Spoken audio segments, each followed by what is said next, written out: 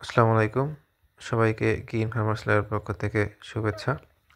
প্রিয় চাষি ভাইরা, আজকে একটি নতুন ভিডিও নিয়ে হাজির হয়েছি। আমি মোহাম্মদ আরিফুর রহমান। আজকে আলোচনা করব পেঁয়াজের পাতা বেঁকে যাওয়ার কারণ নিয়ে। খাদ্য গ্রহণ করতে পারে না। দেখতে পাচ্ছেন পেঁয়াজের পাতাগুলো সবগুলো একদিকে শুয়ে আছে। এত বড় জমি, আমি কোনো জমিতে দেখলাম না যে পাতাগুলো সোজা হয়ে আছে। আর দেখতে পাচ্ছেন আপনারা এখানে পেঁয়াজের পাতাগুলো ভালোই বড় হয়েছে, কিন্তু একদিকে নুয়ে আছে। চাষি ভাইরা, আপনারা এটা নিয়ে চিন্তিত হওয়ার কারণ নেই। যখন দিনের তাপমাত্রা স্বাভাবিক পর্যায়ে চলে আসবে, তখনই এটা আস্তে আস্তে ঠিক হয়ে যাবে। আর আপনারা স্প্রে করলে ভালো রেজাল্ট পাবেন। আর দেখতে পাচ্ছেন কিছু কিছু পেঁয়াজের পাতার মাথাগুলো শুকিয়ে যাচ্ছে।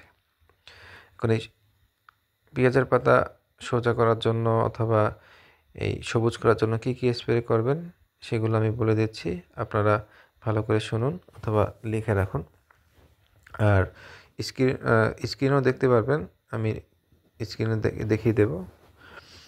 প্রথমে আপনারা এমিস্টার টপ গ্রুপের ওষুধ, যেমন এমিস্টার টপ, সিজোফেন, সিলেক্ট প্লাস, এজোস্টিয়াস্ট্রোবিন, ডাইফেনাকোনাজোল গ্রুপের যে কোনো ওষুধ, সাথে 3 লিটার জিঙ্ক, সাথে ম্যানকোজেব, আর সাথে পোকার ওষুধ। এখন পোকার ওষুধ আপনারা এখন কেন দিবেন? পোকার ওষুধ যখনই পেঁয়াজে স্প্রে করবেন, ইমিডাক্লোপিড গ্রুপের পোকার ওষুধ সাথে দিবেন। হয়তো সেটা তরল দিতে পারেন অথবা দানাদার ইমিডাক্লোপিড যে 2 গ্রামের পাতা পাওয়া যায় সেটাও দিতে পারেন, কোনো সমস্যা নেই। এখন এমিস্টার টপ অথবা সিজোফেন অথবা সিলেট প্লাস প্রতি লিটারে 1 মিলি হারে স্প্রে করবেন। ম্যানকোজেব প্রতি লিটারে 2 মিলি হারে স্প্রে করবেন। চিলেটেড জিঙ্ক 17 গ্রাম থেকে 30 লিটার পানি বানাবেন। অথবা চিলেটেড জিঙ্ক মূলত 17 গ্রাম প্যাকেট, সেটা থেকে 2 কন্টেনার পানি বানাবেন। আর সাথে ইমিডাক্লোপিডের যদি 2 গ্রামের পাতা দেন, এক একটা মেশিনে 1 পাতা দিবেন। এভাবে সবগুলো ওষুধ স্প্রে করবেন। ইনশাল্লাহ ভালো একটা রেজাল্ট পাবেন।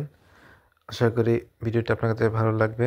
ভালো লাগলে লাইক করবেন, কমেন্ট করবেন, শেয়ার করবেন। কোনো কিছু জানতে চাইলে কমেন্ট বক্সে জানান। ইনশাল্লাহ আপনাদের প্রশ্নের উত্তর দেব।